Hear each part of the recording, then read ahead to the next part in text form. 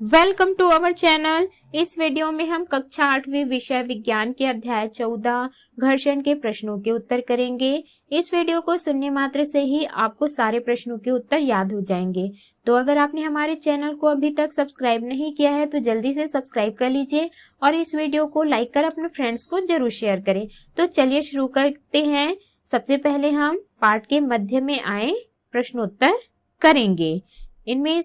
इनके उत्तर दीजिएगा। सबसे पहला प्रश्न है, केले के छिलके पर पैर पड़ने से हम फिसल क्यों जाते हैं? इसका उत्तर है, केले के छिलके का अंदर की परत चिकना होता है। जब कभी भी हमारा पैर छिलके पर पड़ता है केले के, तो छिलके का घर्षण कम होने के कारण हम फिसल जाते हैं। दूसरा है, खिलाड़ी कीलदार जूते क्यों पहनते हैं? समझाइए। इसका उत्तर है, कीलदार स्पाइक्स जूते जमीन पर मजबूत पकड़ बनाते हैं और इससे खिलाड़ी के फिसलने का भय नहीं रहता, इसलिए खिलाड़ी कीलदार जूते पहनते हैं। प्रश्न तीसरा है, अब्दुल को हल्का बॉक्स धकेलना है और रमा को उसी फर्श पर भारी बॉक्स को धकेलना है। कौन अधिक घर्षण बल का अनुभव करेगा और क्यों? इसका उत्तर है, रमा अधिक घर्षण बल का अनुभव करेगी क्योंकि रमा द्वारा धकेला जाने वाला बॉक्स भारी है। भारी वस्तुएं हल्की वस्तुओं की अपेक्षा अधिक घर्षण बल का अनुभव करती है। अगला है प्रश्न 4, संपर्क और असंपर्क बल को उदाहरण सहित समझाइए। इसका उत्तर है, संपर्क बल, जब दो वस्तुओं के मध्य पृष्ठों में संपर्क हो तो दोनों वस्तुओं के पृष्ठों के मध्य लगा बल संपर्क बल कहलाता है। उदाहरण, पुस्तक तथा मेज के पृष्ठों के मध्य लगा घर्षण बल संपर्क बल है। दूसरा, मांसपेशियों द्वारा किसी वस्तु पर लगाया गया बल संपर्क बल है, क्योंकि पेशीय बल भी तभी लगाया जा सकता है जब पेशियां किसी वस्तु के संपर्क में हो। असंपर्क बल, जब एक वस्तु का किसी दूसरी वस्तु पर संपर्क में आए बिना ही बल लगता है तो इस प्रकार दोनों वस्तुओं पर लगे बल असंपर्क बल कहलाता है। उदाहरण है, पहला, किसी चुंबक द्वारा लोहे के टुकड़े पर लगाया गया चुंबकीय बल। दूसरा, एक आवेशित वस्तु द्वारा किसी दूसरी अथवा अनावेशित वस्तु पर लगाया गया स्थिर विद्युत बल। तीसरा, पृथ्वी द्वारा वस्तुओं पर लगाया जाने वाला आकर्षण बल गुरुत्व बल। अगला है, इनके उत्तर दीजिए। प्रश्न पहला है, हवाई जहाज का आकार कर्षण से कैसे काम करता है? समझाइए। इसका उत्तर है, तरोलों द्वारा लगाए गए घर्षण बल को कर्षण कहते हैं। किसी तरल, गैसों तथा द्रवों में जब वस्तुएं गति करती हैं, उन्हें उन पर लगे घर्षण बल पर पार पाना होता है। इस समय ऊर्जा का क्षय होता है, अतः घर्षण को कम से कम किया जाता है। इसलिए हवाई जहाज वायुयान का आकार डिजाइन इस प्रकार बनाए जाते हैं कि तरल घर्षण कम हो जाए। इस प्रकार हवाई जहाज का आकार घर्षण को कम करता है।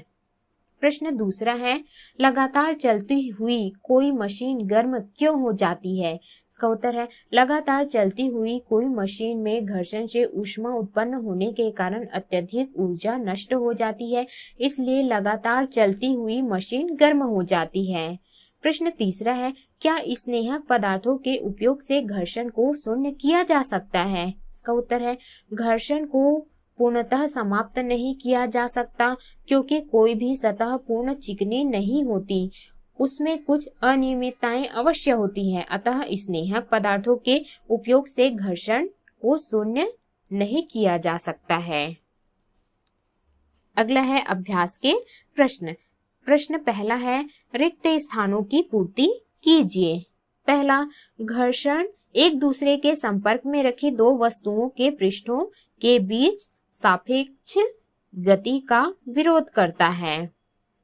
दूसरा, घर्षण पृष्ठों की चिकनेपन पर निर्भर करता है।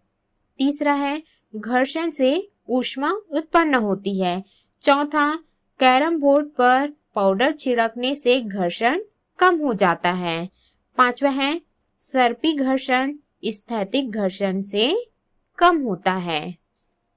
अगला है प्रश्न दूसरा, निम्नलिखित प्रश्नों के उत्तर दीजिए।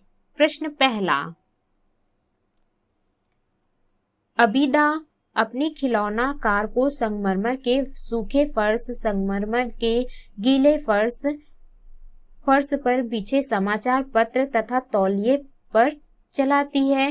कार पर भिन्न पृष्ठों पर लगे घर्षण बल का बढ़ता क्रम होगा। तो संगमरमर का गीला फर्श, संगमरमर का सूखा फर्श, समाचार पत्र, तौलिया।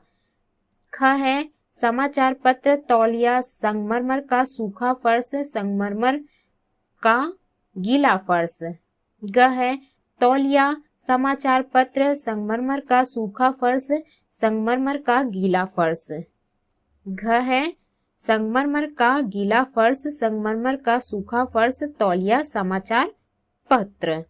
इसका उत्तर है क संगमरमर का गीला फर्श, संगमरमर का सूखा फर्श, समाचार पत्र, तौलिया। प्रश्न तीसरा, यदि आप अपने डेस्क को थोड़ा झुकाते हैं तब उस पर रखी कोई पुस्तक नीचे की ओर सरकना आरंभ कर देती है। लगने वाली घर्षण बल की दिशा चित्र बनाकर दर्शाइए। इसका उत्तर है, हम जानते हैं कि घर्षण सदैव गति का विरोध करता है, अतः जब पुस्तक नीचे सरकना आरंभ करेगी घर्षण बल ऊपर की ओर लगेगा। तो इसमें इस प्रकार का चित्र बनाना है। प्रश्न दूसरा, आपके लिए गीले फर्श पर चलना आसान होगा या कठिन? अपने ऊपर का कारण लिखिए। इसका उत्तर है, गीले फर्श पर चलना कठिन होगा। इसका कारण यह है कि गीला फर्श चिकना होगा और हम जानते हैं कि चिकने पृष्ठ का घर्षण बहुत कम होता है। प्रश्न तीसरा है, घर्षण उपयोगी भी है और हानिकारक भी है, कारण सहित समझाइए। इसका उत्तर है, घर्षण उपयोगी रूप में यदि घर्षण न हो तो पेन अथवा पेंसिल से नहीं लिख सकते। जब हम चाक से श्यामपट्ट पर लिखते हैं तो श्यामपट्ट का रुक्ष पृष्ठ रगड़ द्वारा चाक के कुछ कणों को उतार देता है जो श्यामपट्ट से चिपक जाते हैं और इस प्रकार श्यामपट्ट पर आपको लिखावट दिखाई देती है। यदि सड़क तथा वाहन के टायरों के बीच घर्षण न होता तो उन वाहनों की न तो गति आरंभ की जा सकती थी, न ही उन्हें रोका जा सकता था और न ही दिशा परिवर्तन की जा सकती थी। यदि कोई वस्तु गति आरंभ कर दे तो वह कभी नहीं रुकेगी यदि वहां घर्षण न हो। हम दीवार में कील नहीं ठोक पाते अथवा धागे में गांठ नहीं बांध पाते। घर्षण के बिना कोई भवन निर्माण नहीं हो सकता था। इस प्रकार दैनिक जीवन में घर्षण हमारे लिए बहुत उपयोगी है। अगला है घर्षण हानिकारक रूप में।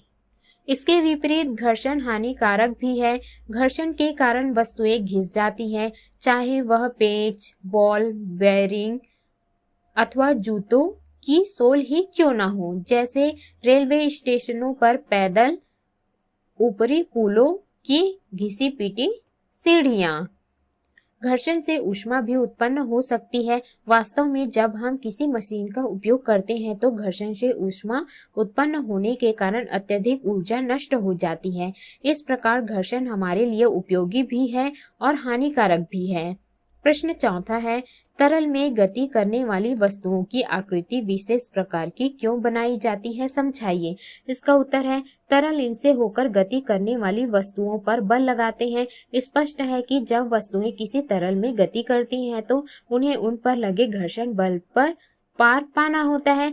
इस प्रक्रिया में उनकी ऊर्जा का क्षय होता है, अतः घर्षण को कम से कम करने के लिए प्रयास किए जाते हैं। अतः वस्तुओं को विशिष्ट आकृति दी जाती है। प्रश्न पांचवा है, आप घर से बाहर हैं तथा भूकंप के झटके लगते हैं, आप अपने बचाव के लिए क्या सावधानियां बरतेंगे? इसका उत्तर है, यदि आप घर से बाहर हैं तथा भूकंप के झटके लगते हैं तो आप अपने बचाव के लिए भवनों, वृक्षों, विद्युत की तारों आदि से दूर किसी खुली जगह पर जमीन पर लेट जाएं। तो इस प्रकार से हमने सभी प्रश्नों के उत्तर किए। इस वीडियो को सुनने मात्र से ही आपको सारे प्रश्नों के उत्तर याद हो जाएंगे।